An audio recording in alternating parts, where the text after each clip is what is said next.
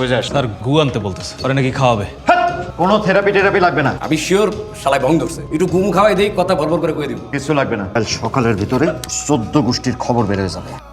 চেনাকে তোমাদেরকেও চিনতেছি না, রাগ দেখানোর কি আছে? সবার চেয়ে আমার মনে আছে নাকি? আমি না বলা পর্যন্ত সেল থেকে বেরোবে না, ঠিক আছে? সিগারেট শেষ হয়ে গেছে, পাঠাই দিও তো। কিছু বলবা? বুলবুলিতে ধান খেয়েছে, খাজনা দিবে কিছু।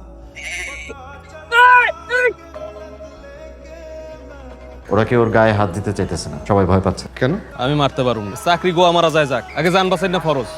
আর জিনবুত পিড়ায় কোনো লাভ আছে? উনি জিনভূত না, আমার মনে হয় উনি গাজীপুর।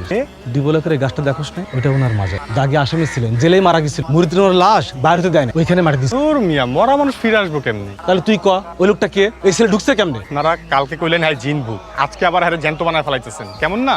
তাহলে আসলে অ্যাক্সিডেন্ট করছে কেমনে? রাইতের বেলা শহরের মধ্যে ভেড়া কই থেকে আসলো? উনি মানুষ না,